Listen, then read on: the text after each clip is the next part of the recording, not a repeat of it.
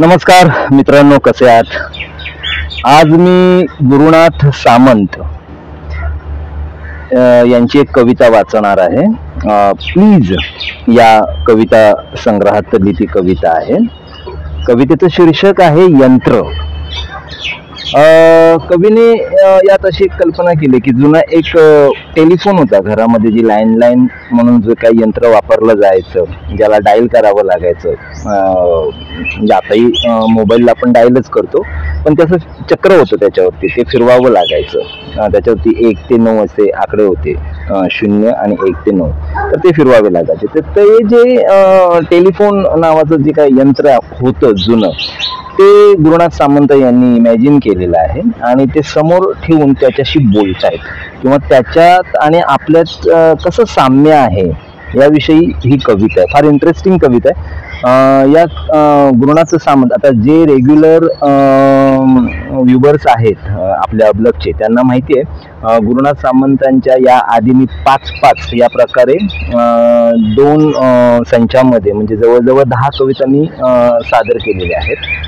आता हा 3रा संच आहे, याच्यामध्ये मी 5 कविता सादर करेन. त्यातली ही पहिली कविता. तर मी त्यात एकदा असं म्हणालो होतो की मी गुरुनाथ सामंत यांच्या कवितांवर आधारित एक नाटक लिहिलंय, अरे दीवानो मुझे पहचानो. तर त्या नाटकामध्ये ही कविता मी वापरली होती आणि त्या कवितेचं साधारण असं केलं होतं की ते फोन आहे ते सुद्धा एक कॅरेक्टर लिहिलं होतं, जो टेलिफोन येऊन कवी समोर बसतो आणि टेलिफोन त्याची वाक्य बोलतो, जे आता तुम्हाला कविता वाचून दाखवल्याच्या नंतर लक्षात येईल, आणि कवी आपली वाक्य बोलतो. आता मी सलग वाचणार आहे. कवी टेलिफोनला उद्देशून काही गोष्टी बोलतोय, त्या कशा आहेत त्या बघा, नीट लक्ष देऊन ऐका, फार इंटरेस्टिंग असतात. आता यमक जुळवून कविता ज्यांना आवडतात तर ते थोडंसं बाजूला ठेवूया आपण. यमक टला ट मला म जोडल्याशिवाय म्हणजे कवीने टलाट आणि मला म जोडून कविता सादर केल्याशिवाय काही लोकांना ती कविता असल्यासारखं वाटत नाही. तर तो जरा वेगळा प्रकार आहे, हा मुक्त छंदातला प्रकार आहे. जरा नीट ऐका, लक्ष देऊन, तुम्हाला आवडेल. कवितेचं शीर्षक आहे यंत्र. माझ्या समोर टेलिफोन, त्याच्या समोर मी. हे यंत्र बोलतही ऐकतही, माझंही वर्णन तसंच करता येईल नाही. हॅलो म्हटलं की तो सजग होतो. मी या जगात आलो तेव्हापासून सजग. तो यांत्रिकपणे मला जगाशी जोडून देतो. माझा अटळ एकटेपणा क्षणकाळ तरी टळावा म्हणून मीही स्वतःला जगाशी जोडून घेतो यांत्रिकपणे. काही वेळा रॉंग नंबर सॉरी म्हणून तो गप्प होतो. मी आजूबाजूच्या रॉंग नंबर्सशी जुळवून घेत मनातली सॉरी गप्प करत बडबडत राहतो. दुरातील व्यक्तीला व मला अल्पकाळ जोडणारी नाळ तशी अदृश्य असते. मला या जगाशी जोडणारी नाळ ही आजन्म अदृश्यच. तो कधी डेड होईल याचा भरवसा नसतो. माझ्याही बाबतीत तेच म्हणता येईल नाही. हे यंत्र बोलतही ऐकतही आणि दुरुस्ती नादुरुस्तीच्या अवस्थातून जात जात कधीतरी अडगळीत जात. माझी दुरुस्ती पल्याडची अवस्था आल्यावर तरी दुसरी काय गत होणार. अशी यंत्र शीर्षक असलेली कविता आहे गुरुनाथ सामंत यांची. कविता संग्रह लक्षात ठेवा प्लीज प्लीज प्लीज. कविता संग्रह लक्षात ठेवा. नाव आहे प्लीज, शीर्षक आहे प्लीज. तर भेटू पुन्हा नवीन कवितेच्या निमित्ताने गुरुनाथ सामंत यांच्या 5 कविता आता मी सादर करेन. ही 1 झाली, आणखी 4 करेन. मीनवाईल काही वेगळ्या व्हिडिओचा विचार चालू आहे, तर तेही येतील. आणि जर समजा ते नाही शूट केले तर मग सलग 5 कविता येतील. तोपर्यंत tata, bye bye, sayonara, bye. काळजी घ्या, बाय.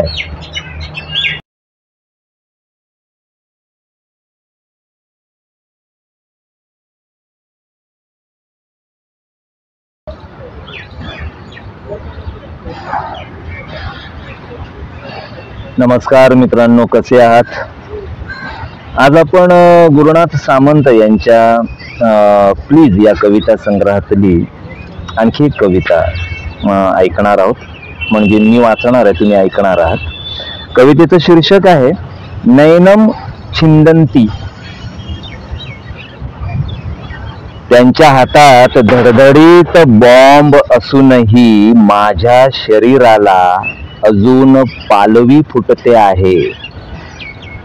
त्यांच्या हातात धडधडीत बॉम्ब असूनही माझ्या शरीराला अजून पालवी फुटते आहे. अजूनही साने गुरुजींची बावळी मुद्रा धारण करून अंतरीच्या आयातुल्लाला ते खतपाणी घालतायत. साने गुरुजींची बावळी मुद्रा धारण करून अंतरीच्या आयातुल्लाला ते खतपाणी घालतायत. मी बापडा सर्व अंतर्विरोध मिटवून अक्षराच्या वेली गगनावेरी जाण्याची प्रामाणिक वाट पाहत खोळंबलेला. त्यांची उड्डाणं युगायुगांना स्वनातीत ओलांडणारी. त्यांची उड्डाणं युगायुगांना स्वनातीत ओलांडणारी. मी क्षणाक्षणाला दडलेल्या विराट काळाची विलसित कटीवर हात ठेवून शांत चित्त न्याहाळणारा. ते करतायत कोऱ्या कागदाचा उपयोग सत्ताकांक्षी हुकूमनाम्यांसाठी, भंपक जाहीरनाम्यांसाठी, विध्वंसक शांतता करारांसाठी आणि सनसनाटी बातमीपत्रांसाठी. मी शुभ्र कोऱ्या कागदात दडलेला तटस्थ सन्नाटा प्राण फुंकरून जिता जागता ठेवतोय. मला ठाऊक आहे, उद्या त्यांना जर तो अस्सल ख्रिस्तवासी क्रॉस सापडला तर ते अब्जावधी डॉलर्सना तो लिलावात लिलया फुंकतील. ते काय करतायत त्यांचं त्यांनाच कळत नाहीये. त्यांना क्षमा कर म्हणत कवितेच्या काठाशीच ओंजळ उघडून मी उभा असेन. माझा विश्वास आहे त्यांची शस्त्र माझा देह छिनून टाकतील. त्यांच्या हातातील आग उभं जग जाळील. अवघा जिवंतपणाच ते पाण्यासारखा खर्चून टाकतील. मात्र माझ्या हातातील ही हिरवीगार कवितेची फांदी ते खचितच सुकवू धजणार नाहीत. पुन्हा एकदा एका शेवटचा स्टांजा, शेवटचं कडवं मी पुन्हा एकदा वाचतो. माझा विश्वास आहे त्यांची शस्त्र माझा देह छिनून टाकतील. त्यांच्या हातातील आग उभं जग जाळील. अवघा जिवंतपणाच ते पाण्यासारखा खर्चून टाकतील. मात्र माझ्या हातातील ही हिरवीगार कवितेची फांदी ते खचितच सुकवू धजणार नाहीत. हा जो गुरुनाथ सामंत यांचा कवितेवरला, स्वतःच्या कवीपणावरला विश्वास आहे ना ठाम, तो मला जाम आकर्षित करतो. आणि त्यामुळे मी प्रेमात आहे या कवीच्या, गुरुनाथ सामंत यांच्या.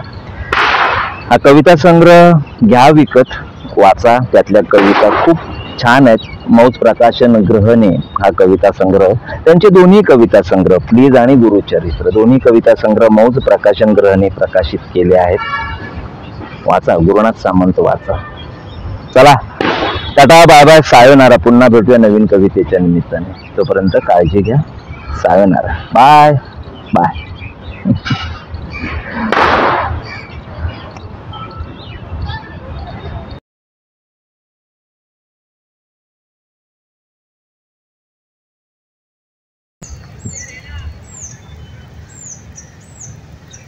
नमस्कार मित्रांनो, कसे आहात? आज मी गुरुनाथ सामंत यांच्या प्लीज या कविता संग्रहातली नाईलाज ही कविता वाचणार आहे. गुरुनाथ सामंत यांचा कविता संग्रह आहे प्लीज. तर त्यातली मी ना इलाज ही कविता वाचतोय. कविता अशी आहे. तुझी कविता वाचल्यावर तू जेवढा उग्र हिंस्र वाटतोस तेवढा प्रत्यक्षात वाटत नाहीस. खरं कोणतं? खरं दोन्ही. कपडे काढून फिरलो तर तुम्ही मला दगड माराल, वेडा वेडा म्हणून खराच वेडा कराल. तेव्हा फक्त कवितेतून नागड्याने फिरतो आणि तुम्ही आखून दिलेली सभ्यतेची लक्ष्मण रेषा न ओलांडण्याचा प्रयत्न करतो. माझ्यात एक नरसिंह अखंड गुरगुरत असतो. तोच कधीतरी संधिकाळी तुम्ही लादलेल्या सर्व अटीतली फट शोधून मला फाडून कवितेतून प्रकटतो. काय करू? नाईलाज आहे माझा. प्रत्यक्षाला जर तुम्ही खरं रूप मानत असाल तर माझ्या विरूपाला कृपया सामोरे येऊ नका. ही कवीची लोकांना विनंती आहे का धमकी आहे ते तुम्ही ठरवा. कवी बरोबर खूप शांत दिसत असला तरी आतमधून त्याचं खूप काहीतरी असं बिनसलेलं असतं, खदखदत असतो. याचं एक उत्तम उदाहरण आहे ही कविता नाईलाज. पुन्हा एकदा ऐका ही कविता. गुरुनाथ सामंत माझे आवडते कवी आहेत आणि त्यांच्या मी कविता सध्या वाचतोय. तर पुन्हा एकदा त्यांच्या एका नवीन कवितेच्या निमित्ताने भेटूयात लवकरच. तोपर्यंत tata, bye bye, sayonara, bye.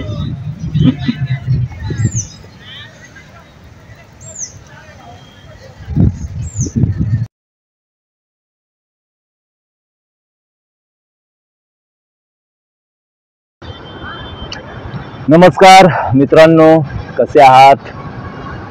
आज मी गुरुनाथ सामंत यांच्या प्लीज या कविता संग्रहातली जी कविता वाचणार आहे त्या कवितेचं शीर्षक आहे जयंत नेरुरकर. कवितेचं शीर्षक आहे जयंत नेरुरकर. तर कविता अशी आहे, नीट लक्ष देऊन ऐका मित्रांनो. गुरुनाथ सामंतांनी या कवितेत ज्या जयंत नेरुरकरचं चित्रण केलेलं आहे, असा जयंत नेरुरकर आपल्या प्रत्येकाच्या आयुष्यात असतो किंवा कधी कधी आपण स्वतःही त्यात रिफ्लेक्ट होतोय की काय असंही आपल्याला वाटतं. तर तुम्ही कविता नीट लक्ष देऊन ऐका. मला फार जेव्हा मी ही कविता वाचली जयंत नेरुरकर तेव्हा मी काय म्हणतात त्याला अस्वस्थ झालो. किती बारकाईने वर्णन केलंय, किती बारकाईने ऑब्झर्वेशन केलंय गुरुनाथ सामंतांनी एका अल्कोहोलिक माणसाचं आणि त्याच्यातल्या सद्गुणांचं. मी कविता वाचतो, तुम्ही मला कारण काय होतं ना, गुरुनाथ सामंत हा विषय माझ्यासाठी जेवढं बोलावं तेवढं थोडं अशा पद्धतीने मी बोलत सुटतो. मी तुम्हाला मागच्या एका व्हिडिओमध्ये सांगितलं की मी एक नाटक लिहिलेलं आहे गुरुनाथ सामंत यांच्या कवितांवर आधारित, अरे दिवानो मुझे पहचानो. त्यात पण मी ही कविता वापरली होती, त्यात ही कविता घेतली होती आणि कॅरेक्टर जयंत नेरुरकरचं केलं होतं, म्हणजे लिहिलंय. त्या नाटकाचे प्रयोग झालेले नाही आहेत, त्याचं फक्त अभिवाचन मी बऱ्याच ठिकाणी केलं मित्रमंडळींमध्ये. असो, तर प्लीज या कविता संग्रहातली गुरुनाथ सामंत यांची जयंत नेरुरकर ही कविता मी आता वाचतोय. त्याच्या आयुष्यात सूर्य उगवायचा तो झिंगलेलाच. पुन्हा एकदा वाचतो ही ओळ. त्याच्या आयुष्यात सूर्य उगवायचा तो झिंगलेलाच आणि सूर्य मावळला तरी हा लाश असायचा. तो मेल्याची बातमी वाचून तसा धक्का बसला नाही. रोज तो जिवंत असल्याचीच खात्री करून घ्यावी लागत होती मला आणि त्यालाही. हळूहळू त्याच्या मूळच्या देखणेपणावर, धारदार बुद्धिमत्तेवर अल्कोहोल चढत गेलं. उंचापुरा असूनही दारूने त्याला पुरतं वाकवलं. समाजाला, घरादाराला ह्याच्यावर मारता मारता 2-2 रुपये ह्याच्या त्याच्याकडे मागण्यासाठी नाना तऱ्हेची लाचार नाटकं त्याला करावी लागली. कोवळ्या वयातला प्रेमभंग हे कोणी त्याच्या दारू पिण्याचं कारण सांगत. कुणाकुणाला बघून तो माझा सावत्र भाऊ डिट्टो असाच होता म्हणून डोळे ओले करी आणि 2 रुपये दिल्यावर त्याचा शोकावेग एकदम ओसरे. प्रत्येक व्यसनी माणसामागे जशा गूढ कथा असतात तशाच ह्या. अखेर व्यसन हे स्वयंभू असतं, मग ते देवाचं असो वा दारूचं. एकदा असाच बऱ्याच दिवसांनी भकास भयाण माझ्या घरी अवतरला. मी त्याला हाक मारून बस म्हणून सांगितलं. दारूतल्या दारूत हसला. म्हणाला, अजून ओळखतोस मला? भिंतीवरच्या आरशात आपला चेहरा न्याहाळत मग म्हणाला, आईची, मी देखील अजून मला ओळखतो. माझ्या टेबलावरचं शेरलॉक होम्स हातात घेऊन म्हणाला, अजूनही तो हे असलं वाचतोस? मी म्हटलं, कुठल्याही वयात काहीही वाचावं, का वाचतो याचं भान ठेवून. रिलेटिव्हिटीचा सिद्धांत मांडल्यानंतरही आईन्स्टाईन अंकलिपीचं पुस्तक वाचत असे असं उद्या मला कोणी सांगितलं तर? मनावरचे ताण सैलावायला सौंदर्य आणि साहित्य नाही उपयोगाचं. आयला, तू ग्रेटच बोलतोस म्हणून छदमी हसून पुन्हा दारू न पिण्याच्या शपथेवर नेहमीप्रमाणे 2 रुपये घेऊन गेला.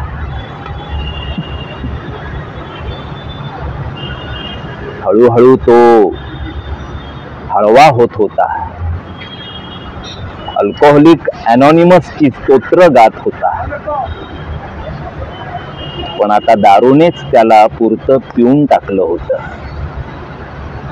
त्याला मारून अखेर दारूच देवाप्रमाणे अमर ठरली होती.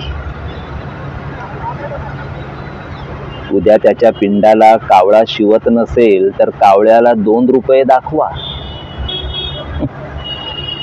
त्याचा आत्मा आनंदाने झिंगत स्वर्गाला जाईल. आमेन.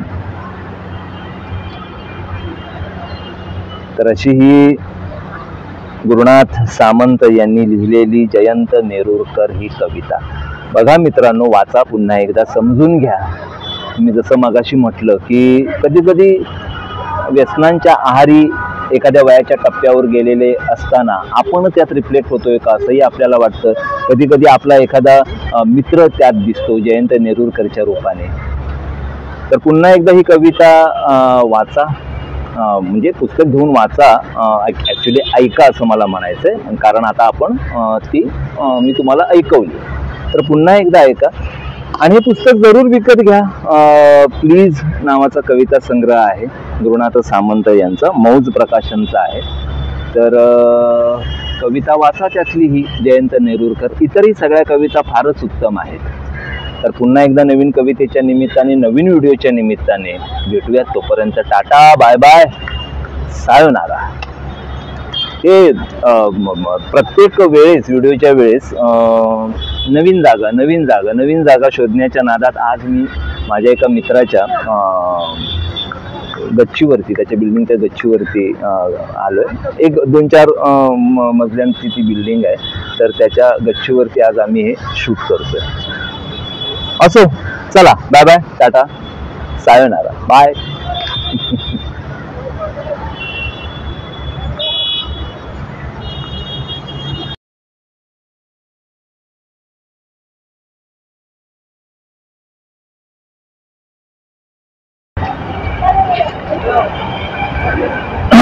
नमस्कार मित्रांनो, कसे आहात? आज मी गुरुनाथ सामंत यांची कविता, आणखी एक कविता वाचणार आहे. कवितेचं शीर्षक आहे तुकडे स्वतःचेच. तर हा जो कविता संग्रह आहे गुरुचरित्र, त्यांचा आणखी एक कविता संग्रह आहे प्लीज. तर प्लीज मधल्या काही कविता वाचल्या, गुरुचरित्र मधल्याही काही कविता वाचल्यात. आता ही आणखी एक कविता गुरुचरित्र या कविता संग्रहातली. कवितेचं शीर्षक आहे तुकडे स्वतःचेच. आता हे तुकडे जे आहेत ना मित्रांनो, ते 10 तुकडे आहेत. म्हणजे बघा तसं 1, 2 असे ते 10 तुकडे आहेत. तर मी तुकडा 1, तुकडा 2 असं नाही वाचणार आहे. मी एका तुकड्यातून दुसऱ्या तुकड्यात जाईन. तुम्हाला समजलं तर कॅरी ऑन करा, नाही समजलं तरी कविता म्हणून ऐका, एन्जॉय करा. तुकडे स्वतःचेच. तुझ्याच आरशात माझं प्रतिबिंब पाहण्याचा अट्टाहास मी का धरावा? तुझ्या शरीरातूनच माझं शरीर रुजावं असा वेडा ध्यास मी का घ्यावा? आकाशाघरून आलो मी मातीचे झालो, मग छप्पर गळाल्याचा कांगावा मी का करावा? तुझं शरीर हुंगता हुंगताच तू मला हवीशी झालीस. इथूनच मी एका फुलाची शपथ घेतली, रानटी उग्रवासाच्या. आणि तेव्हापासून हा असा वेडा पिसा जंगल जंगल तोडवतोय. तू मला चुकवत आलीस, पण पुन्हा पुन्हा वळणावर मी तुला दिसतच गेलो. माझा नाईलाज आहे ग. कुठल्या जन्मीचं वैर साधून हे रस्ते माझ्या पायाखाली आले तर नकळे. पुन्हा पुन्हा भेटत राहिलो, पुन्हा पुन्हा तू ओळखीचे पाऊल ठसे पुसायचा प्रयत्न केलास. कैकदा तुझ्या शेजारी आलो तेव्हा बाजारी भेटल्याचा बहाणा केलास. पण तुला मनोमन ठाऊक आहे की एकदा फाटूनही मी अफाटच राहिलो आहे. तुझी स्वप्न तू मला दे, माझी मी तुला देईन. निदान आपल्या स्वप्नांना तरी गर्भ राहू दे ग. खोया खोया खुळखोळ्या स्वप्नाचा. स्वतःचीच हाडं एकमेकांवर घासून ऊब निर्माण करतोय मी ह्या ऐन थंडीत. तुमच्या इथे थंडी कशी काय? तुझा थंडपणा गेला की नाही? माझा हिवाळा मी अजून लांबवावा का? करावे कळवळून कळवावे. तू माझ्यावर अशीच आकाशासारखी, मध्ये एक विवस्त्र पोकळी, सचित्र संभोगासनात एक नवी भर घालणारी. तुझ्या डोळ्यातला सूर्योदय आणि न्हालेल्या केसातलं दव पाणी पुन्हा अपेक्षेने मी तुझ्याकडे पाहिलं. आणि तू सांगितलीस कुंडीत मरून गेलेल्या सदाफुलीची कहाणी. या इथंच तू मला तो पक्षी दाखवला होतास. बघता बघता तू निघून गेलीस त्या पक्षाच्याही अगोदर. अजूनही कधीतरी कुठून तरी तुझ्या गाण्याची फडफड कानी येते. आता तुला ओळख दाखवायला काय हरकत आहे? तुझी तुला ओळख आता पटली असेल. एका मर्यादित का होईना पत्नी माता वगैरे ठाम पायऱ्यांवरून तुझं स्त्रीत्व आता वाहत जाईल. मीही आता का ओशाळून घेऊ? या अनुभवाने मी प्रथम निराश झालो. मग त्यातली सर्वसामान्यता, नात्यातली सापेक्षता, व्यर्थता वगैरे टिंबांनी मीही संपृक्त झालो. एक दोन कविताही झाल्या, मांसन नसल्या तरी माझ्यातल्याही काही निर्माण शक्यता त्या योगे बळकट झाल्या. सहजच मिळत गेलेल्या या एक एक पूर्ण विरामातून सर्वसाधारण आयुष्याचे गुणधर्मही एक एक करून ओळखीचे होत गेले. आता जीवशास्त्राच्या विद्यार्थ्याच्या कुतूहल नष्ट नजरेनं मी तुझ्याकडे पाहू शकेन, किंवा कधी बोलावलंच तर नियोगाच्या निर्विकार नजरेनं तुझ्या अंगावरून जाऊ शकेन. अशी कविता तुकडे स्वतःचेच. मित्रांनो, बऱ्यापैकी गुरुनाथ सामंत यांच्या कविता मी वाचून दाखवल्यात तुम्हाला, आणि आता एक साधारण पुन्हा नवीन कवितेच्या निमित्ताने आपण लवकरच भेटूया. तोपर्यंत टाटा बाय बाय, सावध राहा. बाय.